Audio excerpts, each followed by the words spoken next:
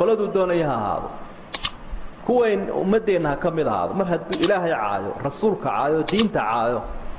islaamka uu ka baxaya wax yiri uu ku jiraa ma jiro culimada islaamka wax yiri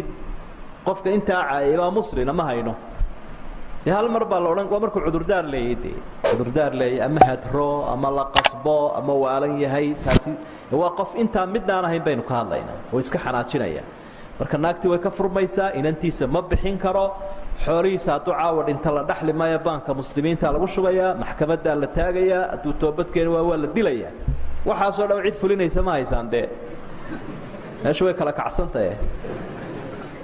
mid waliba halkaas isagoo ilka waaweyn ilaahay iyo nabiga caayaya oo cid wax ka qabata la 10 hadii loo dhigo bere hore la kala aamuslaa marka ka warkiisu waa caynka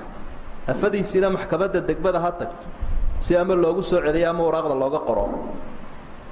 hadduu mar caayad dalqad baa ka furmaysa mar labaad hadduu caayana tu labaad baa ka furmaysa mar saddexaad hadduu caayana